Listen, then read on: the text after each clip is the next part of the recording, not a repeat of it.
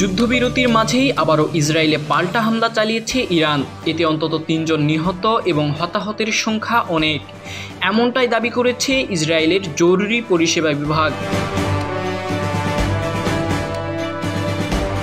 তবে ইসরায়েলের প্রতিরক্ষা বাহিনী জানিয়েছে তারা ইরান থেকে ইসরায়েলের দিকে ছোড়া ক্ষেপণাস্ত্রগুলো শনাক্ত করেছে এবং সেই সঙ্গে বাসিন্দাদের আশ্রয় কেন্দ্রে যাওয়ার নির্দেশ দিয়েছে।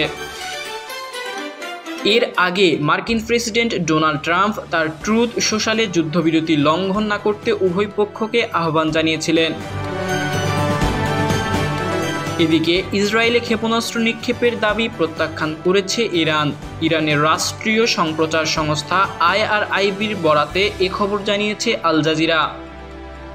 অন্যদিকে যুদ্ধবিরতি লঙ্ঘনের জবাবে তেহরানের সরকারি লক্ষ্যবস্তুতে তীব্র হামলা চালাতে সেনাবাহিনীকে নির্দেশ দিয়েছে ইসরায়েলের প্রতিরক্ষামন্ত্রী ইসরায়েল কাটজ।